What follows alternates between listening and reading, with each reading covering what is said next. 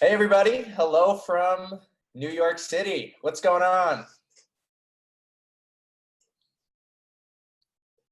We're here at Nik's apartment. We're doing our casual Friday afternoon hang sessions, and we decided to invite all of you today.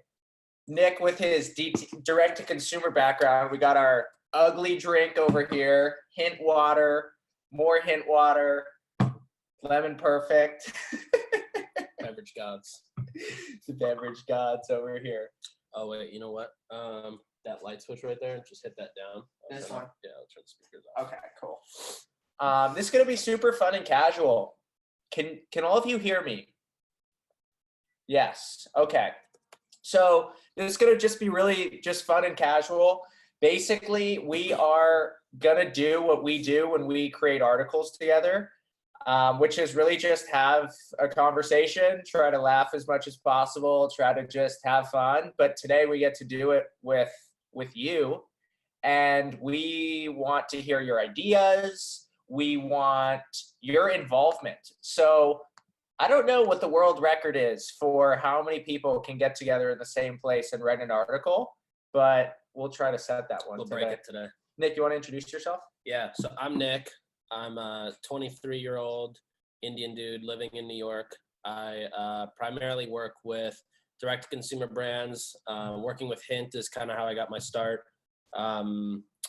Basically building their direct-to-consumer business and then transitioning more to kind of all digital as it relates to the brand. But one of the things that I had at Hint was pretty much I was constantly on the front lines of everything I did in kind of all the micro pieces of the direct-to-consumer business. And so whenever I would get together with David, we would basically just jam on ideas and come up with these articles that would just be thoughts that we would have, and we would put them on paper and they would blow up in a way that people thought was revolutionary. And so we've done it a few times now.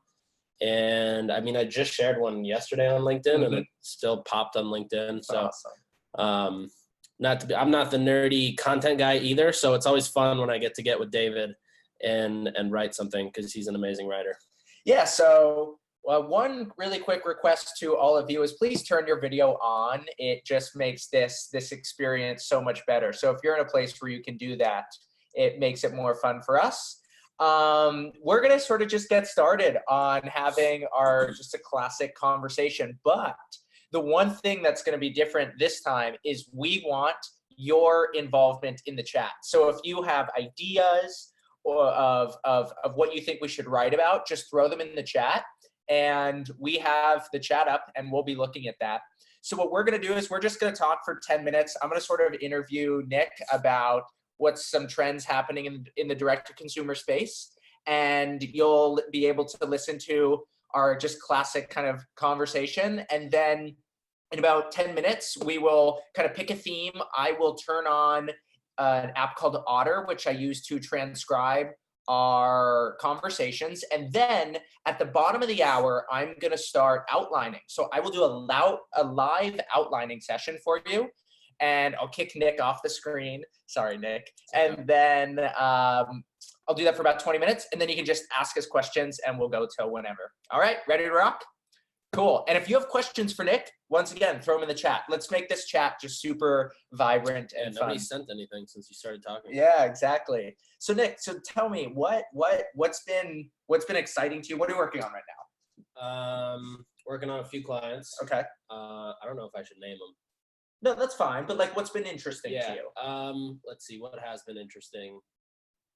The one thing I was talking about today, which was interesting, was building or creating experiences that are unscalable, which then unlock the potential for something to be scalable. Huh. So almost like there was this company, I was talking to their investors today. They sell scrubs for nurses, and they're not able to like scale growth. Okay. And one of the things I was asking them was, well, do you even know where your nurses hang out? Do they play kickball? Maybe you should sponsor a kickball team. And then kind of create this like foundation for what the brand should be, and then unlock growth. Wait, but isn't the whole goal of doing these companies that they scale? Like, why would you ever want to do something that doesn't scale? That makes no sense. It is, but you have to have some kind of foundation that's there for it to scale. David makes me laugh a lot. Let's see, what else has been interesting? One thing that's been interesting is this what have you learned since you launched your community chat list? Thank you, Daniel. That's actually been awesome. I absolutely love using community because I can blast out a text.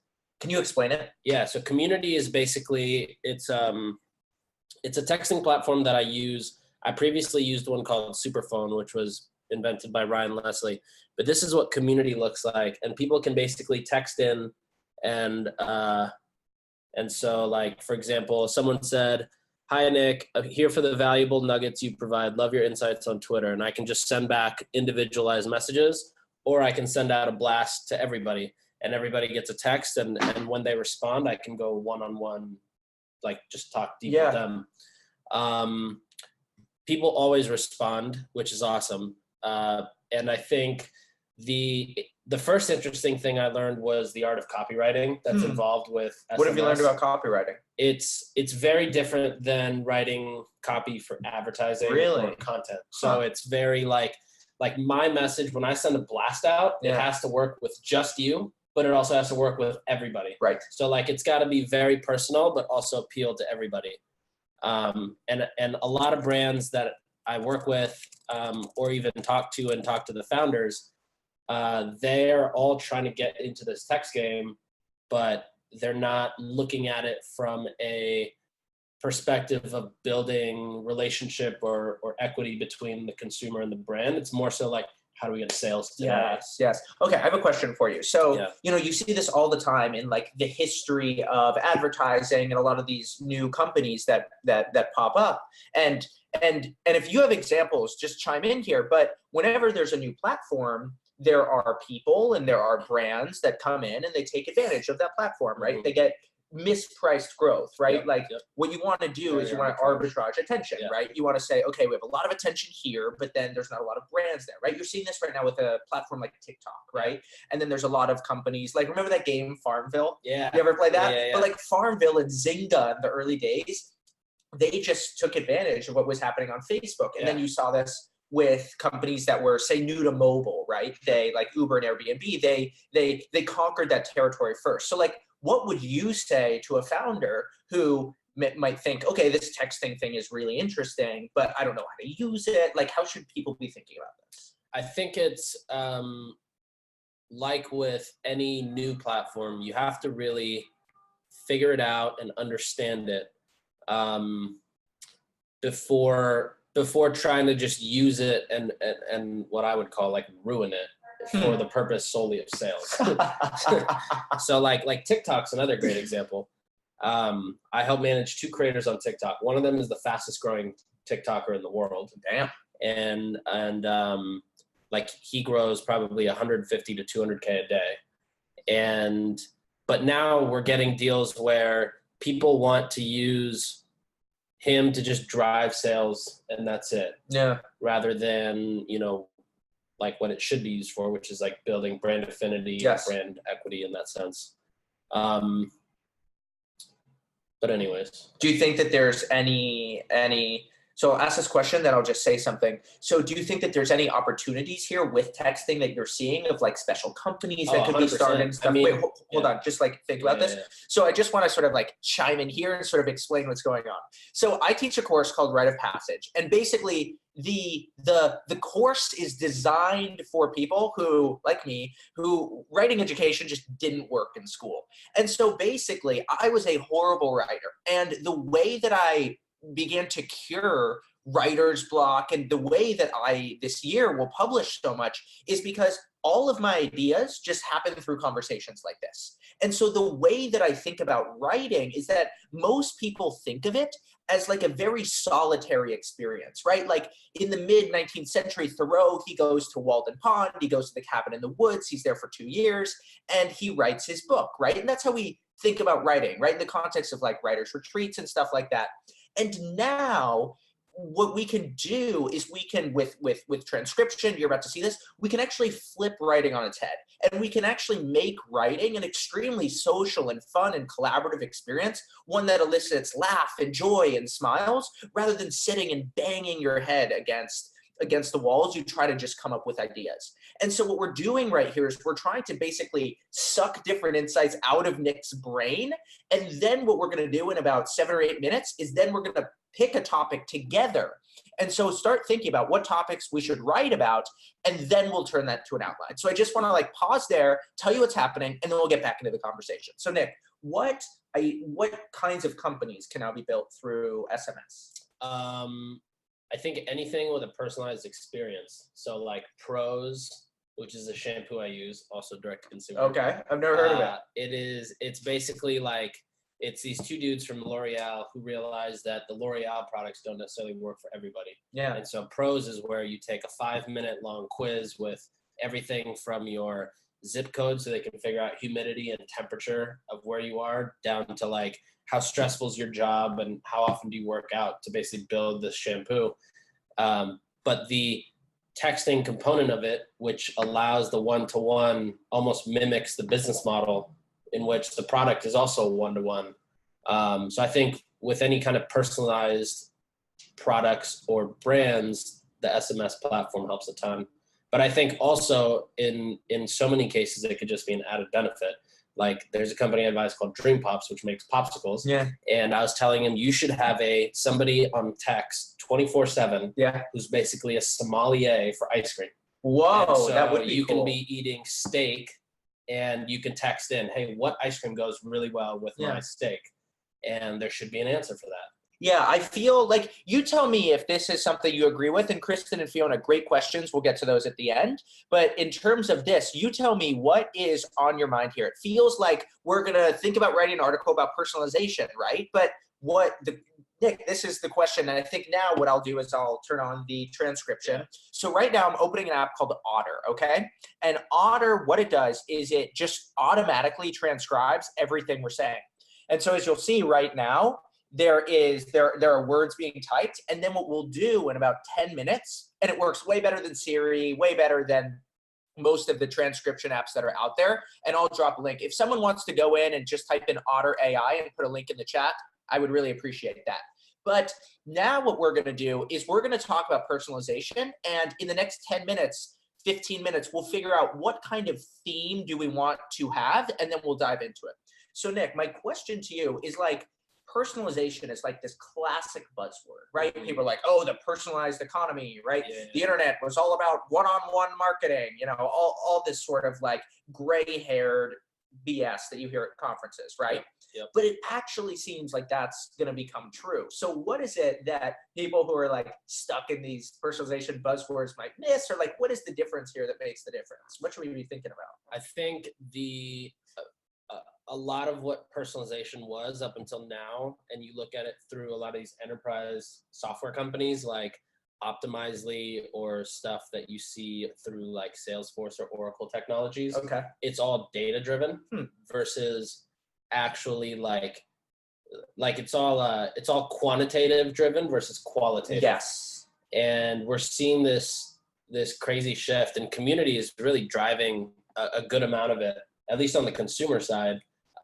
There's so many celebrities now that are jumping onto SMS as a means to broadcast, but also engage and go one-to-one. Mm-hmm. So anyone from like Jake Paul to Marshmello to Gary Vee are all spending time texting with people individually, it's the most personalized. It's like it's the new way of personalized versus the older version of like a personalized Gary Vee. Yeah. Could be like a feed where if you work in, if you own a flower shop, you'll get a video of Gary telling you how to do biz dev with neighborhood shops. Okay. Which is like more the data side of things, mm-hmm. versus now it's like you can like it's personal. So how do you see this scaling and becoming a central part of the economy? Because exactly, Lindsay nailed the question. How do you manage the bandwidth here? Alex from Morning Brew actually just asked me that. Yeah. And thank you, Lindsay. I think it's just, you just put time in. Like, I usually set aside an hour a day where I respond to everybody.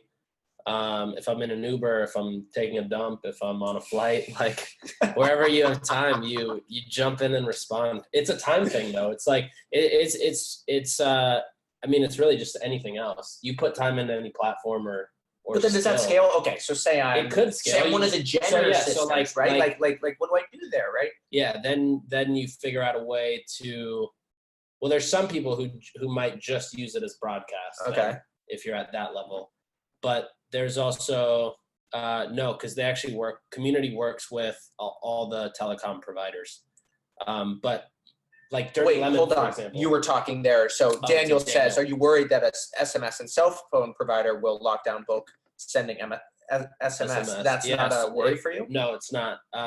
With the majority of these newer companies, when you get your phone number, before it actually becomes able for you to use, you have to run it through all the telecom companies. Okay. And they basically whitelist it. Really? Yeah. Wow. So there was a period of time where if you texted into a community number as a T-Mobile user, you would just say service access denied. Really? And that was because T-Mobile had not whitelisted that number yet for SMS.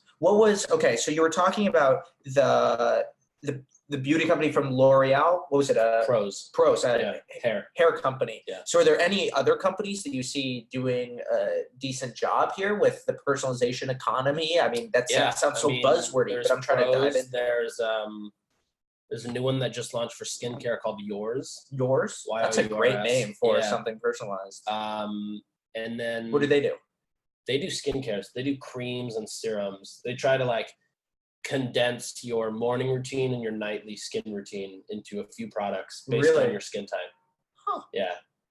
Dude, you know that the men's skincare industry and it's booming. It's right now. Booming. Right now it's taking off. Yeah. Why do you think that's happening? There's something here. Like, do you sort of sense a theme coming? There's like skincare, there's personalization, like there's something really interesting happening there. I mean, I've talked to probably 5 or 6 founders, all launching pretty decently sized skincare brands with like big name investors. For dudes. Yeah. Yours is one of them. There's another one called Lumen Skin, which has been out for a minute, but they were probably one of the first ones. There's Huron, which just launched. Yeah, I've heard of that. Emmett just did the branding for that. Yes. And then there's another one coming. I forget the name now, but some like Bitcoin millionaire from Florida is launching this thing. There's a lot of stuff in the men's skincare that's taking off, and I think it's just awareness of it's like this men's and wellness. Is they're both just taking off. Yeah. So going back to the personalization thing. One thing that worries me, and one brand for male grooming, Dan Blazarian, there we go. One thing that worries me about the texting thing, and tell me if I'm wrong, but there's at least an interesting nuance here around virality, right? Like a lot of brands scale because they go viral in some way. They hack some kind of distribution system. But texting, there's at least some friction there to sharing it. It's not just as simple as pressing share in a Facebook feed, you know? Yeah, it's a lot more work to get somebody into your list, but at the same time, then you have the most exposed access to that person you could possibly get. Right. Like you could use somebody on Community, like me, could communicate with somebody whether they have an iPhone or whether they have a flip phone. From 5 years ago. Which is insane. Yeah. You know? Yeah. Have you heard of the law of shitty click-throughs? Yeah, I think I know what you're saying. Yeah. So so this is what I'm trying to get at. And if someone wants to put a link in the chat, that'd be great. It's by Andrew Chen, Law of Shitty Click-Throughs. And basically the entire idea is that when there's a new channel for distribution, Yeah. the click-through rates are really high. So Yeah. take something like banner ads in the Sure. early 2000s. Sure. We were like, oh, wow, this is so cool. Yeah. And now, when was the last time that any of you clicked on a banner ad, right? It's like, you would never do that. The only way you would do that is if it was literally a mistake. And so what you have in these distribution systems is they start off and they work well, and then over time they sort of trickle down, and sort of like what you were saying earlier, they just become spammed by advertisers. And so maybe the cycle is going faster and faster, but the law of shitty click-throughs also implies that at the beginning there's a really good opportunity to arbitrage the market. And it sounds like what you're saying is right now the market opportunity is, and this is like a thesis for what we could write, there's like an opportunity for hyper personalized brands. Then there's also an opportunity to arbitrage this with the law of shitty click-throughs. Right now with texting, the tools are just now available. And then what we could do is the brands, because the distribution is going to impact the shape of the brand, then what do those new brands look like, and what kind of characteristics do they have that are unique to those brands? It's like when I think about if I were to launch a brand today, it almost reverse engineers the distribution channels I'd want to be on. So talk about that. That's interesting. So like if I were to launch a brand around like pets and dogs, I would want it to start with, let's be a concierge to dog owners who have no clue, like maybe why their dog threw up, or, you know, what dog toys might be the actual better dog toys for their dogs to chew on, or dog, like whatever it is. But I would literally reverse engineer the distribution channels to then make up the brand, which is so different than how some of these like very mission driven companies are built. Right. Where like that scrubs company I was talking about, they built scrubs and they have no idea how to sell. But it's like, would you rather have a company that understands distribution first, or that has a mission-driven whatever that then can never get distribution? And you're saying actually distribution might even be underrated. Yeah, I think it's extremely underrated. Like, I think if you can build a brand or a company that can easily like live on distribution channels for, let's say, at least the next 3-4 years, then I think that's a great business. Yeah. Well, I mean, you're also saying something. One thing I think now it's be really helpful to get your input. Type in the chat. I would love to hear from all of you. What single idea has been the most interesting that Nik has said so far? And then what we're going to do is we'll compile that, right? Just one idea, and you can make it as short as a sentence or as long as a paragraph. And then what we'll do is we'll scan through them together, and together we'll just piece together this article and turn it into an outline in about 5 minutes. But Nik, the thing that I think you're saying here is that in order to start a company and get it going, you need one distribution channel that works. But then you can hop distribution channels to go to another one later. I mean, if you look at like native deodorant, that was literally, or even Dirty Lemon. Like Dirty Lemon was started because Zach saw an arbitrage on Instagram and said, no, that's Lemon Perfect. Oh, Dirty Lemon is the wellness. You've seen Dirty Lemon. I've had it all here, man. But like that was started because Zach saw the arbitrage opportunity on Instagram. Native deodorant was started because Moyes saw the arbitrage opportunity with Facebook. And same with movement watches. So it's like a lot of what these happened brands, with movement watches? Were they just Instagram ads or Facebook ads, or they were Facebook? Facebook ads. And they were like the simplest of Facebook ads. Like it was like an image and the link to their website. And like that was their ad. But it was because Facebook was so cheap, you could get 10,000 impressions and 10 purchases, and it still makes sense on the. Remember, Chris Hall told us this story of he got a ridiculous CPM on Snapchat filters. Remember that? Outside of some shoe thing years ago? Outside of, he would basically put brand logos on filters for celebrities when they would do a meetup. So like if DJ Khaled was doing a meetup in New York, he would make like the day or 2 days before, he would make Snapchat filters for that area where all the fans, including the celebrities like DJ Khaled, would use all these filters and they would be DJ Khaled branded, and they would have logos there.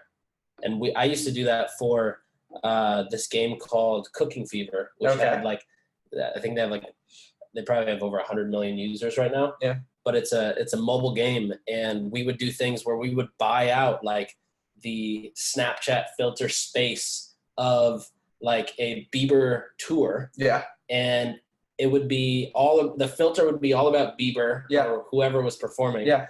And then there'd be a little Cooking Fever logo at the bottom. And it's just like, just like you said, just arbitraging the opportunity. Awesome. Well, I think we have an article. What's our article? I think we have it. So, arbitrage? well, let's see. I want to hear all your feedback. So if something's boring, just tell me. Basically, so what we do in Rite of Passage is your apartment full of product packaging. His apartment is so full of product packaging. It's a literal, we call it the vending machine. And at the end, I should just like take you over here and I'll show you the fridge once we're done. It's pretty funny. So basically, if something is in Rite of Passage, what we do is we really believe in the importance of feedback. So basically, the whole reason why having a writing community is so valuable is because feedback and feedback loops accelerate your rate of learning. And one really good example here that I think will be fairly intuitive to you is video games. So, like when you start playing a video game for the first time, it's just really hard to figure out how to understand, like even something as simple as Pac-Man. You're like, how does this work? But it's fairly interesting that Pac-Man is very intuitive to people once you've played it for like 10 minutes. And that's just because the faster the feedback loops are, the faster you improve at something and the faster you learn. And so what we are doing today, what we've done in the first 30 minutes and sort of what we're doing now is we're simulating what Rite of Passage feels like with a lot of different feedback loops. And what we do in the course is everybody provides feedback for each other. And what it does is it makes writing, both the quality and the quantity, both go up. And so my big thesis here is we always assume, right? We always say, I can either write one thing that's really good, or I can write a lot of things that aren't good at all. But the thing is, if you get a lot of feedback and you publish a lot and you have conversations in public, then you can tap into what's called the wisdom of crowds. And you can use that knowledge and that feedback to dramatically improve the quality of your writing. And so that is why like the community and the accountability of Rite of Passage provides these just wild benefits for people. And my advice to you is if you can actually write with a partner, one or two partners, and provide feedback for each other and look for things, follow cribs. This is a good little secret. Cribs, CRIBS, okay? Look for things that are confusing, repeated, insightful, boring, and surprising. Like all feedback falls in to cribs: confusing, repeated, insightful, boring, and surprising. And then what you can do is once you identify those things, you do less things that are confusing, right? If something's confusing, you just change how it's framed. If something is repeated, you just delete it. If something is insightful, well, you double click on that, right? So what do we have up here, right? We have, I really like reverse engineering your distribution channels. Like that's just a brilliant idea, right? Like I've never thought about that. And so now as we write this article, we're gonna frame it around that. We'll kind of dive into that. And then boring, we can take those things out. And then if something is surprising, we know that we can build up anticipation to that, just like a movie where everything that happens before the surprising part, there's little foreshadows and you kind of build up tension and suspense so that that surprising part is more surprising. And so that's what we're gonna do here. So I'll tell you the frame of what I'm thinking. And I am just gonna share my screen. Cool. right now. And here we go. So let's see. Oh, we haven't done this in a minute either. We haven't done this in a while. Okay, here we go. So can you all see this? Give me a thumbs up. Cool. Okay, so we have the chat on the bottom. And what we're doing is... Oh, this is actually a really interesting question. What? Are you choosing subjects or contexts you are knowledgeable of, or are you writing about stuff you come across in general? Yeah, why don't you answer that? The stuff that we write about is usually stuff that pops up in conversation when I talk to people throughout just the week or the day, or for work purposes, or they're observations I've made, but they're not necessarily things I've done insane amounts of research on either. Like I haven't done any reading on any of the stuff we just talked about. Yeah, you know, have any of you heard of Tim Urban at Wait But Why? So someone throw his link in the chat. So I was reading his article on Elon Musk a couple days ago, and one thing that's really interesting about it is he knew nothing. He wrote this massive piece on Elon Musk. It's like the size of a book, and he didn't know anything about rocketry, didn't know anything about cars, then basically knew nothing about Elon. And what he said is he can actually write things that are better because he doesn't know about them, because he can actually speak to a beginner's mind. Yeah. And there's a curse of the expert. And actually, this is another reason why conversation is so important, so that you can talk to people. That's why our conversations are so good. Exactly, right? Because I don't know anything. And so you can just be like, oh, okay. And so then we can figure out, okay, what's interesting, what's not. And then we can frame your ideas for somebody like me who doesn't know a lot about direct consumer. Yeah. It almost forces you to dumb down everything too. Yeah, dumb down and go really deep on explaining. Exactly. Yeah. Because we don't want to dumb down things. Like we try to go super deep, but we don't want it to be confusing. Yeah. You know? Yeah. So here's what I'm thinking. So I really like, what was that thing with distribution? I think that's, let's just use reverse engineer. Reverse engineer here. Well, right here. Yeah. So let's just say this is like the thesis. Yeah. Okay. That was just a great idea. You can all see this? Give me a thumbs up. Cool, thank you. And so why don't we just provide a couple examples? Who comes to mind for people who reverse engineered? Native with Facebook. Okay, hold on. The new opportunity. Yeah. Is texting. Yeah.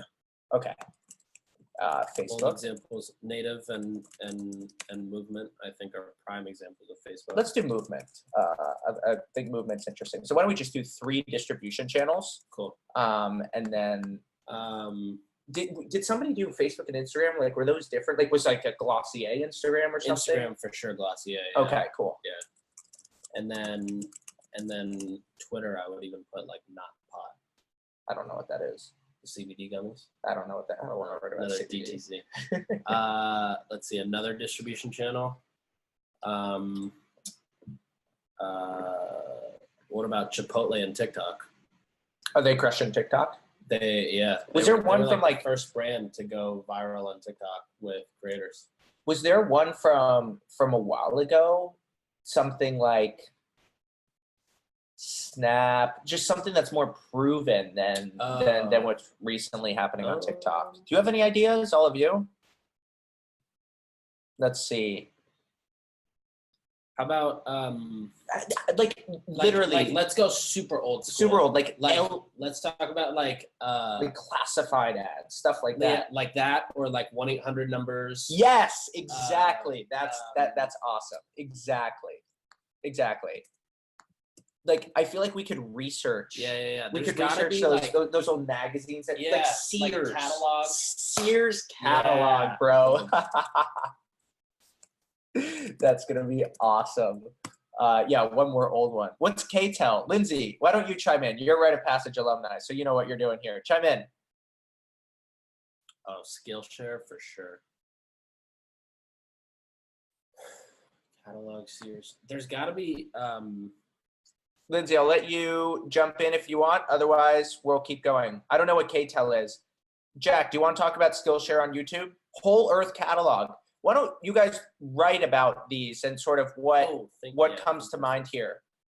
I don't know what thing testing is. I don't think it's an arbitrage, but it's basically like the Yelp of direct consumer brands.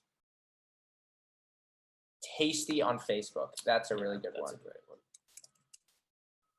Okay, but why don't we just do, the thing is Facebook, like I actually think Tasty is a better example than Movement. But Tasty doesn't sell anything. Okay, cool. That's a good point. Why don't we just Tasty arbitraged it for views. You want to do like a Sears catalog and one other? What's another old school one that like television that 90s ads? kids would remember? Because that like MTV stuff? Yeah. So like an MTV brand? I can't think of it. I wasn't allowed to watch MTV as a kid. You weren't? No. You never watched like the Jabberwockies, and you ever see like the dance battles? Mm. You never watched those? No. Oh, dude, you missed out. They're great. They're really fun. CD magazines, Old Spice. Provide some explanation. No, I think like another cool arbitrage is like how Soulja Boy got famous. Remember that? Yes. Yes. Oh yeah. Yes. Exactly. Well, tell the story. I'll So the way Soulja Boy got famous was with his song "Crank That," and he understood that everybody was downloading music illegally on LimeWire, and what he would do is he would make playlists that you could download on LimeWire with the top 100 songs, and he would put his own music in the playlist so people would think it's a hot song. And when, millions of downloads were happening on these playlists, he essentially made his own hit song. Oh yeah. All right. I actually think that's our thesis. I like that. So can reverse engineer. So, I mean, this is literally the article. So we start off and we talk about CD mixtapes and Soulja Boy because it's just an awesome intro story. Yeah. And then we just talk about two other examples. I think we should kill the catalog if we got Soulja Boy. Well, no, we'll do this. Then we'll just show an old example and a new example. All right, cool. Okay. But yeah, this will be the intro. So, and then we'll do two examples, and then we'll say, we'll sort of like create suspense, right? What's the new opportunity? And so here's what I'm going to do. Oh, Tony Robinson infomercials would have been a good one. So here's what I'm going to do. So I'm going to just go in. So I have the entire thing transcribed here, right? So what I just do is I come up here, press this button on the top right, and I just press export and export text. And I'm just going to throw it into my phone. So it's airdropping. And it'll be on my screen. You know what we've never done either? 1 second. These recordings could also just be raw podcast. We throw into a podcast. Yeah. And like that would crush. Those would be fun too. Yeah. Pineapple Party. We never did it. We thought of doing a podcast. You want to explain Pineapple Party? Yeah, we thought of doing a podcast together, and we were trying to figure out what would separate us apart. So the best we could come up with was we'd wear these. Should I go get the pineapple jacket? Yeah, go get it. We'd wear these pineapple jackets.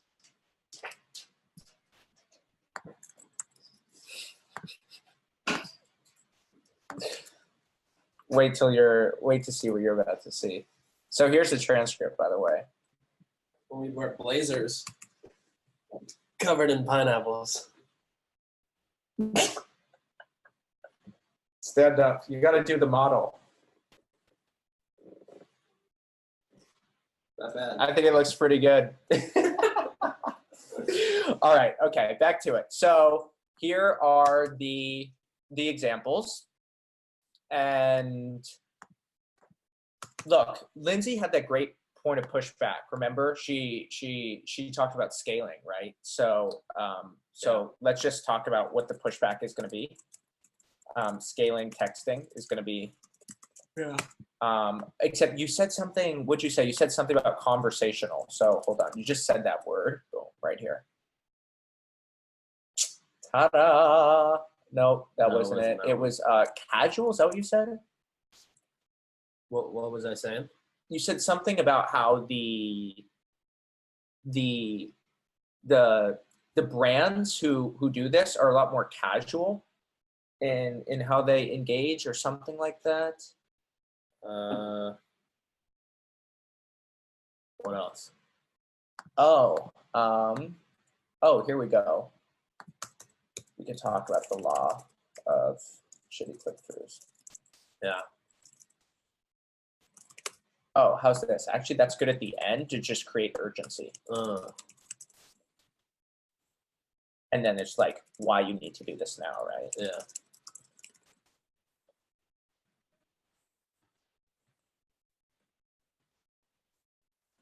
And then what I just do is from my note-taking system, and we now added a module to Rite of Passage, which will show you how to do exactly this.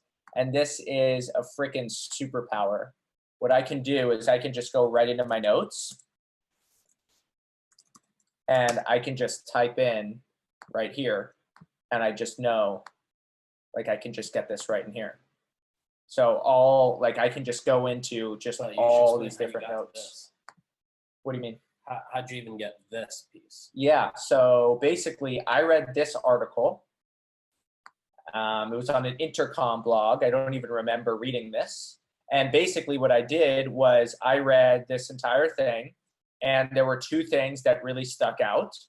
And then I just added these to my notes, saved them in, and I will show you. I don't have time to explain how to do this right now, but the second module of Rite of Passage will show you how to capture all of your notes so that you can basically have notes for all of these different categories.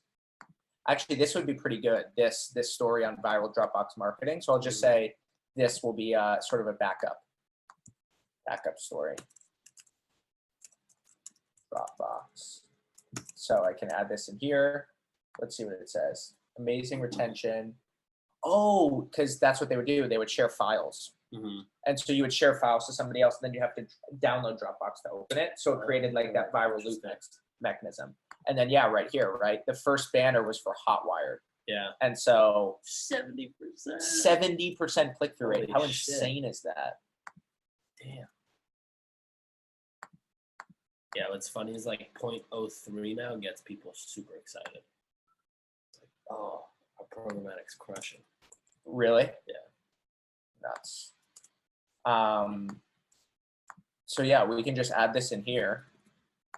This could be a great article. Yeah. So I really like Lindsay's pushback. Let's just go back in here. Let's see if there's anything else in here. What was the thing about casual you mentioned? Because I don't remember saying the word casual. I don't remember, but I mean, we can just run with what we have here. I think this is really good. How many words is that right there? Let's see. It's so crazy. You can just in conversation come up with, it's 3,000 words. Holy shit. It takes 20 minutes to write an article, and then you just like finesse it. I always say writing an article is like creating a sculpture. So first you need to get the marble, and then you like carve the marble. Exactly. You sculpt it. Oh. Yeah, but Laura, I just couldn't find he said something like casual, but. What else did I say around it? Yeah, I don't remember exactly. Oh, here we go. So this is kind of the answer to Lindsay's question.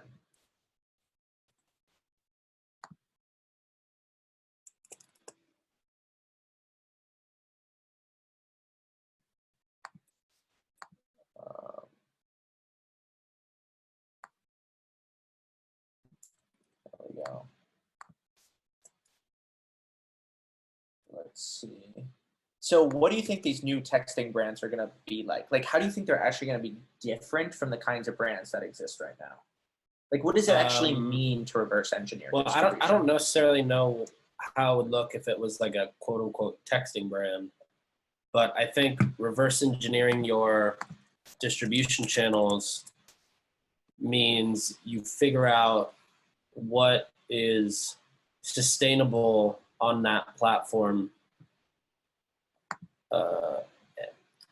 that has some kind of arbitrage component to it. Like I think for text, it's the fact that no one else is on it. Right. Like there's not that many on it.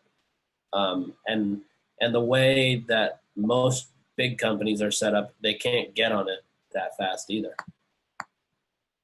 Yeah, I think that there's something deep though about how you can make a brand feel really personalized. Yeah. Because you could text and you could do like texting surveys that are automated. Mm-hmm. And that actually gets back to Lindsay's question, which I thought was really good around potential issues with scaling this, right? Yeah. Like what if you have a million customers, you know? Yeah. I mean, the way Dirty Lemon does it, from what I know, they have 9 full-time people that are on rotation For text to respond to everybody. Yeah. Like if you text Dirty Lemon right now, you'll get a response within a minute. And it's a real person. So then why can't a big company tap into texting? I think it's actually more like internal logistics and or politics around like what's the ROI of the platform? What is the, does tracking conversions through text require a pixel? Well, now we have to go through 5 departments. We have to go through privacy where they're going to review the pixel code. And then a month of engineering waiting in the queue to get the pixel on the site. Then you have training on the texting platform. There has to be, there's also like the reason Shopify will never work for L'Oreal is because L'Oreal requires this stupidly like huge RFP process where they go out and RFP all these companies like Salesforce and Oracle and whatnot to get like an e-commerce platform. Right. It's just internal. It's like internal, like bumps, roadblocks, I guess.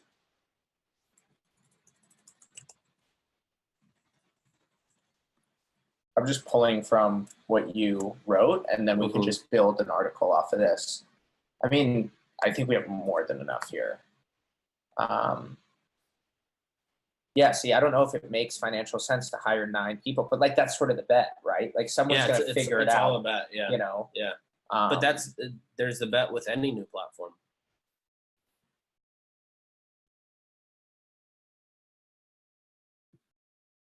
The reverse of that is that because you're early in betting, you have more like market share of whatever that channel is. Yeah. From the consumer's perspective. Right, exactly. That's a great point. So the bet, it works both ways. The bet is that even though the percentage of success is low, chance of success is low, the chance of success, or you also own the distribution channel. Yeah. Because there's so little competition.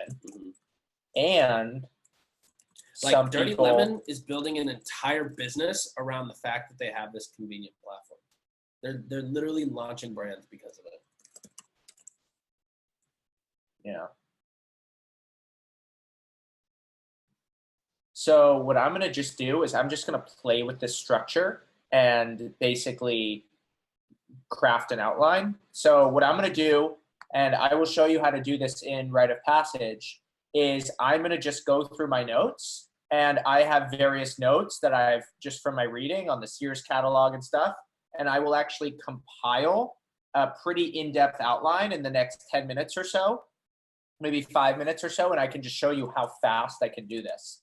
So for example, for Soulja Boy, I mean, this is really one of the superpowers of writing is I can just tap in right here. Yeah, exactly. Right. So I've written about Soulja Boy before, and boom, I can just throw it right in here. And then I can sort of switch that up. Nick and I wrote this tweet storm one time about the future of music. Hey, this is actually a good, yeah, that's pretty good to use, right? So We can add that in. This was at your house in San Francisco. I know, right? Let's see, distribution has changed. What do we write about distribution?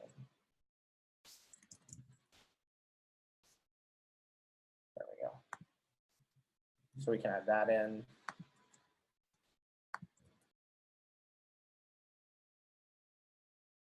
Wow.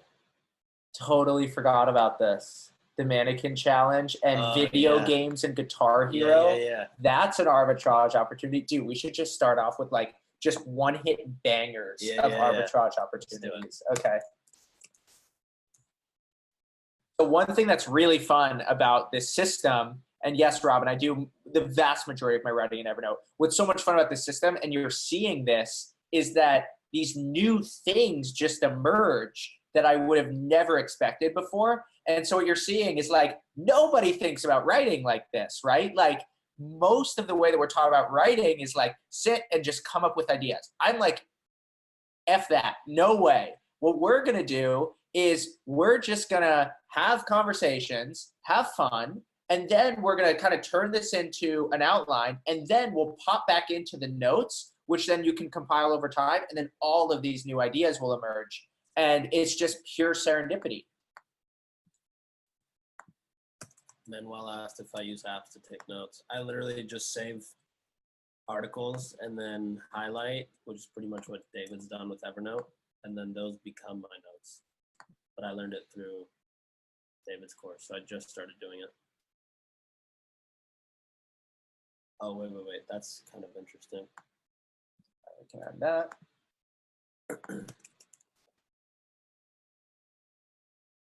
Oh, that fits in perfectly there. That's money, man. I have some really good stuff on the Sears catalog. Really? Yeah, definitely. Check this out. Ta-da! Let's see.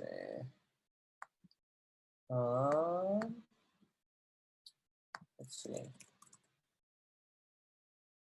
Yeah, always. Let's see. Boom, right here. That's money, man. That's just like the story of Sears. Yeah. See, this is the key. You don't have to do research. It's just all there. And once I have all this, it's super easy to just create an outline.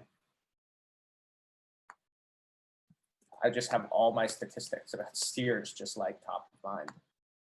It's literally superhuman. Yeah.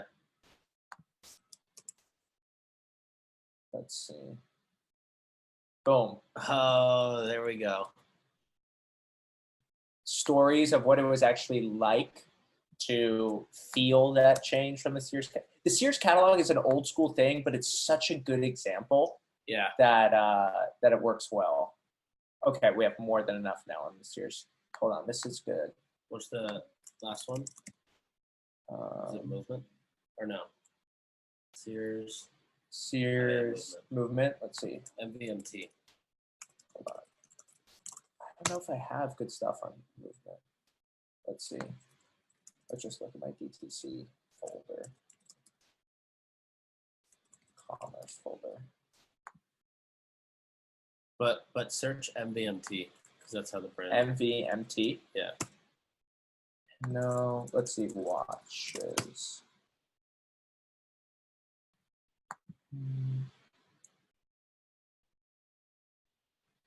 I have this article on algorithmic fashion. Let's see.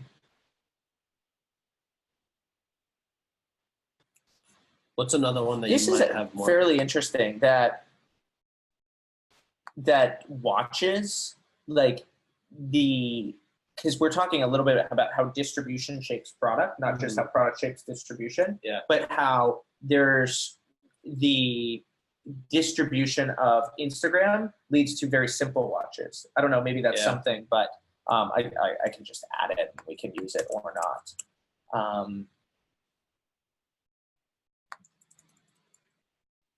Let's see. I mean, the thing is, I have really good stuff on Glossier, if that's what we want to use. I think we should use Glossier instead. Okay, that's what we'll do. Yeah, just change it to Instagram. Cool. Wait, so we're doing Soldier Boy, Sears, Instagram. Oh yeah, video games is a great one. Damn, these are on fire. Boom. Wow. Boom. Tell me what else to use. Right here. Yep. Yes. Oh, I love it. Dude, I recorded my otter. I met with the CMO of Glacier, and I did an otter, and she was talking about Instagram there. Really? Sure I can pull, yeah. Oh, How yeah. they have full-time people who their only job is DMs. Really? Yeah. I'm not surprised. Almost all of Glacier's, yeah, perfect. Dude, this is perfect. Look at this. They debuted the new eyeshadow in pink bubble wrap. They're so savvy. Yeah. All right, we'll add that. I mean, so basically what I do, because a lot of people are like, oh, so you just plagiarize. That's actually not true at all. So basically what I do is you're beginning to see it. So I compile it all in here. And this is the hardest part of writing. And you'll see it's like, it's done now, right? So we have basically an entire article worth of information. And I just look at stuff, turn it into my own words. And then you see it just kind of sparks new ideas. And we just work through it. But you'll see all of this stuff. Like, look, I even have a note on their Instagram strategy and how Glossier built from a blog, the founder's blog, and then they transitioned into Instagram. This is Ali talking about dogs and Glossier. That would be the best, like, account to watch videos of just, like, old ladies doing their makeup. That's interesting. Yeah, I mean, Sort of right. Forget that people are talking about us, and we feel like we're not even close. Awesome, dude. That's insane. So, I mean, I think, Fiona, yes, I always use this structure. This is how I write. And this is really it. So as you can see, we have an article. So what I'm going to do is I'm going to kind of wrap it up here, because now this transitions into the next section of writing, which I'll talk a lot about in Rite of Passage. The next one begins on November 6th. So if that's something you'd like to join for, here is the link. Starts on November 6th. And then I just want to share a couple more things with you before I then begin to take your questions. The first one is, if you just want to sort of get my philosophy of writing and read about how I think about all this, and in particular how to cure writer's block, you'll see all of that in my writing syllabus. And then I just shared my article of how to cure writer's block in there. But Rite of Passage is I think really special because you get to do this with so many, more than 100 other writers, and together all of you get to figure out how to go through this writing process. So I do hope you'll join. And I just, as a special thank you, I have a coupon code for you, which is How We Write Grad. So this will give you just $100 off if you do choose to sign up and join us. But like, this is what the course is. Like, this is like 5-10% of what it is, but it has this level of fun and energy and connection between different people. And it's just all brand spanking new right now, where we have added community aspects. We've added a new module. So you'll have this crazy note-taking system by the end. And yeah, Russell's taking it. Lindsay's taking it. I mean, we have grads here, and it's just awesome. It like there's no writing community like this in the world. And there's also nobody who teaches writing like I do. So look, thank you so much for your time. But now let's just sit back and let's just field some questions for 10 minutes. Yeah, let's do it. What do you have for us? You can write them in the chat, and we can answer them. Fiona, is there anything that you want to ask more? You can turn on your audio, but if you have some questions about the writing structure, I'd love to answer them.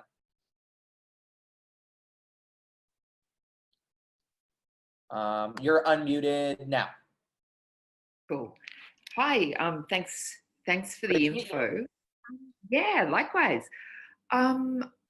tell me a little bit more about the structure and what that works for and where you might change it from time to Yeah. time in particular situations. Yeah, so you mean this writing structure and how I would change it? Yeah, the sections that you put the content under. Oh, got it. Yeah, so a lot of it, there's an element of writing, it's a great question. There's an element of writing which is a bit unpredictable, and I think now it really becomes a bit more creative. But this is the part that I think if you can get people to, it gets them over the hump, so to speak. And so now, if I were to start writing this, I would really begin to think about different transitions, and I would begin to think about the experience of the reader. And I think then the structure would reflect what the reader needs. Obviously, this doesn't work so well. I mean, I don't actually know where it doesn't work well. I mean, this is how we created actual rite of passage. This is how I create different workshops that I host. I basically just structure it. And now the big thing is, as I begin to write, I use this as inspiration. Because if you think about the way that human memory works, we're very hard. Like if I were to just ask you, Fiona, right now, I were to just say, be creative. It's like extremely hard. But then if you have a couple things in front of you, right, this is why collaging is so easy for us, because we can begin to move things together. And whenever you work with a collage, the structure begins to emerge. It's very similar to that. And if I may, Yes, one further please. question. So if you're dealing with content of a different type, for example, or perhaps instead of maybe giving a sort of historical opinion on something, Yeah. but more introducing an idea that could be controversial, Yeah. does that have any impact on how you structure and how you write? Yes, absolutely. So I would just think of it as a continuum between historical and original. And then on that same continuum, they match up perfectly from notes to speech. So the less historical something is and the more original, the more that you should get your ideas from speech. Whereas the more historical, the more you should get your ideas from notes. Okay, so it's the exact same process. It's just like a sliding scale. Laura, yes, we will publish a replay of this section on YouTube. Expect an email tomorrow. Fiona, thank you so much. It's great to be. Are you from Australia, New Zealand? Where? Melbourne, Australia. Oh, I So it's love Melbourne. It's one of my favorite cities. Where in Melbourne do you live? Fitzroy. Oh, Fitzroy is great. Oh man, we'll have to chat about Fitzroy. Actually, one of my favorite restaurants is in Fitzroy. Anybody else? Any other questions?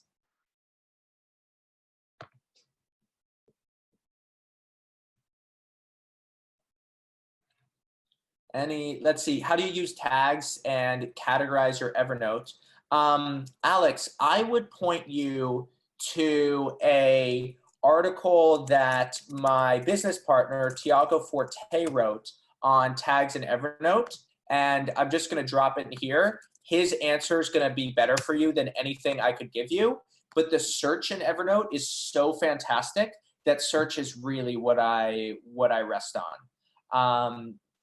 Robin, so yes, what I do now is I go back and I just do an entire rewrite in my own words. So what I'll do is generally I'll just maybe rewrite it from memory, or I'll just go through and just kind of try to type it on my own. And then whenever I get stuck, I just kind of come in, look at those little notes, and then I use that to regain momentum.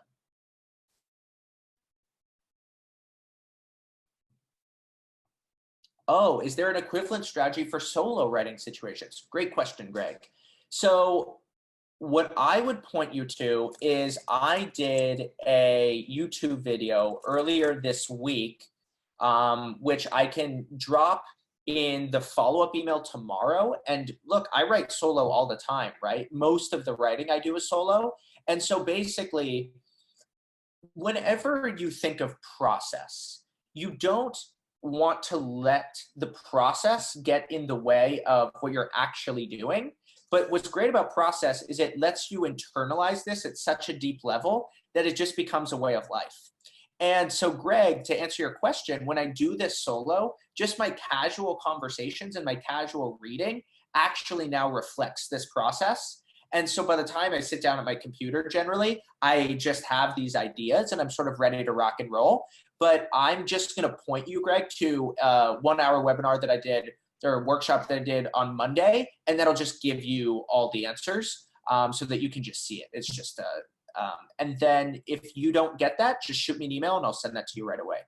Cool. Thank you, Greg.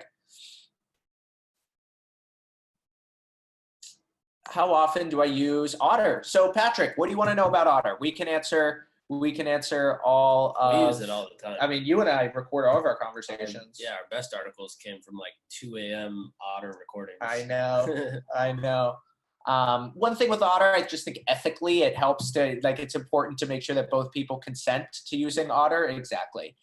Don't record Otters sort of in the background. It's just, yeah, don't do what I do. it's just not right. But yeah, what Nick and I will say is, hey, let's just Otter this, and we'll then have it all. We'll throw it into the transcript and we'll fire it off. But that way we can. There's no, like, for so many writers, there's a trade-off between just being solo and being alone, you know, and that's sort of what's not so much fun about writing, is it can be very lonely, and we already spend enough time on the computer. And I was showing you my writing. I'll show you all right now. Hold on. So what I do is I track all my time that I spend working. Oh yeah. And the green is my writing. So as you can see, for all the time I spend working, I don't spend that much time writing. It cuts out to, what, this day was about an hour. It cuts out to less than 10 hours a week, way less actually. So as you can see, the system is super efficient, and many weeks I don't write at all. Like, I didn't write at all from the 12th to the 15th.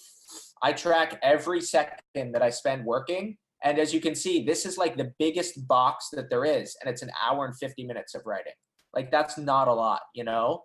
The name of the software is called Timular, and I really enjoy it. But as you can see, this system is super time efficient. And what we're trying to go for here is to get more done and to spend less time working and to produce stuff that's better quality and have more fun doing it. That's really what learning and good systems are about. But before we sign off, I want to make sure we've answered all the questions. So we have time for just a couple more. Come on, I want to hear from you. Come on.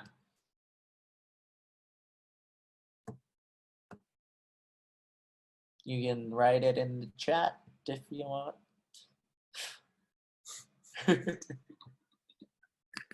I have a question about how you found your voice and how it's changed over time. So when you started writing, did it sound a little bit different, like what was coming out, than what it does now? I'm assuming it did. Totally. And like what that experience was like.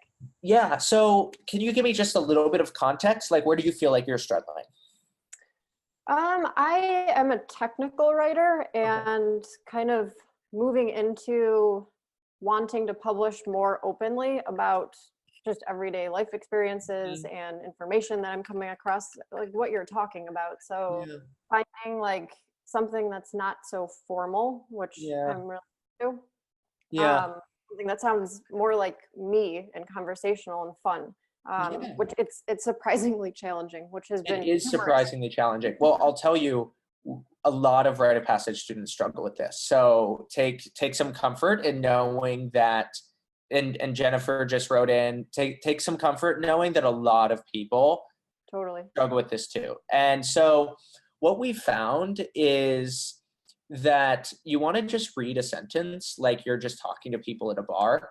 And you said two things. And I think one is a really unhelpful model to have, and one is a really helpful model to have.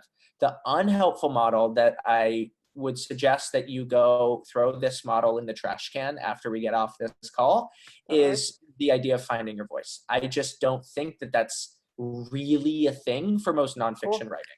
And I think that that's probably hurting you because it is giving you an excuse to procrastinate not writing, Okay. And it's making it seem like there's this idea that you do find your voice, where it's like just like you just find it like an Easter egg. Yeah, it's an evolving thing. So yeah, where are you going to find it? It doesn't exist. That's not how it is. So now where I think you're spot on, and I really admire your thinking, is around how to be more casual. And the best advice I ever got was just to write like I'm talking to some friends at a bar. And if I can do that, then I just kind of carry that model, like sort of like Bar David in my head. And if I can do that repeatedly, then that leads to fairly good outcomes. And so I would, rather than trying to focus on style for nonfiction writing, I would focus on clarity. And I think that that'll serve you very well. But you're going to struggle with this, and it's going to take you time. But if you join Write a Passage, I'm really happy to work with you on that. Cool. Thank you. Thank you. How did I build my distribution? What advice would I give to myself starting out? Great question. Okay, so here's what I do. So basically, the internet, people think of the internet as like this flat plane, right? This vast wasteland. And that's not how it is at all, actually. There's a huge power law, and there's like peaks and valleys. For people who have big reach, they have big peaks. And then there's people who have valleys where they don't have a lot of distribution. And so the way to build reach online is write for different people who have big audiences and use their audience as kind of de facto yours. So what I did was, when I was writing early on, is I identified a couple people who were interested in what I was doing. And what I would do is I would email them the article because I knew that they would like it, and then they shared it for me. And there's a lot of people where it's just very obvious what kinds of things they would want to know more about. For example, there's a guy named Patrick Collison. He's the CEO of Stripe, and he has a list of questions on his website. And so if you write a really good response to one of his questions, then he shares it with all of his audience right there for you. And so look, you're kind of working for somebody else, admittedly, but they return the favor in spades by sharing your ideas. And then the other thing, Jack, is to have an email list. So I think email is like so underrated, because the thing is, if somebody comes to your website, they don't really remember what site they read your stuff on, and they may or may not come back. But if you have email and you can begin to capture some emails, look, it's going to take you some time to build that distribution. Admittedly, all of this stuff takes time. But remember, the very fact that it takes time means that you should start now. There's an old Chinese proverb that says the best time to start was 20 years ago. The second best time to start is now. And I think it's just like this, right? Where it's like, if you can begin to capture emails and it does take time, then that becomes your advantage. And so day by day, you just collect 1, 2, 3 emails. And over time, you begin to build your relationship with your audience. And so I think Twitter, Facebook, Instagram, whatever, it's all second to email, with the exception of maybe texting, which we talked about today. So Jack, I hope that's helpful. And then, Jack, I would also just point you to my essay on the ultimate guide to writing online, where I answer a lot of these questions. And distribution is so important. Like, distribution is every bit as important as what you actually write. So that's what I'd say. Hope that's helpful. All right, I'll answer one more.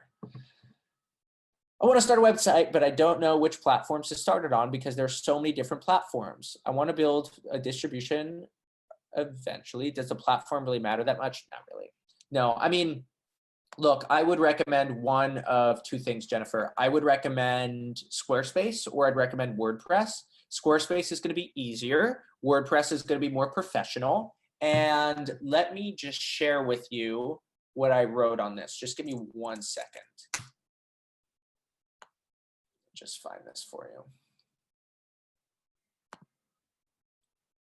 And the platform doesn't matter that much. And then if you set up Substack, Substack is really easy to use. And right here are all my answers to your question. So Jennifer, why don't you just hold on. There's Substack.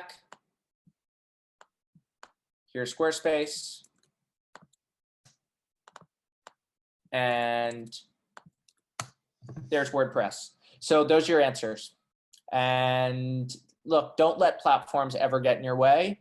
This is really just about writing and trying to capture as many emails. Webflow is good too. Try to just capture as many emails as you can, because that's really what builds the relationships and the retention, and that's what it's all about. So anyway, it's Friday night. I'm kind of in the mood for dinner. Let's do dinner. Let's go to dinner. Thank you so much. We have an outline done, and I will send you the video that I made last weekend, where you can see how I would turn this into an article. And then I can publish this. Yeah, exactly. We'll publish this. Exactly. So I will send that to you tomorrow. So thanks for your time. And if you have any questions, here's my email. The next Rite of Passage starts on November 6th. So here is the website. You'll find everything you need to know there. And if you're ready to join us on November 6th, you can purchase. And if you do yourself a favor and use the How We Write Grad discount code for $100 off. So I hope to see you in Rite of Passage. Look, it's a ton of fun. You're going to learn a lot, and I really want to help you write and build an audience. This stuff is awesome. So thank you very much. Enjoy your weekend, everybody. See ya.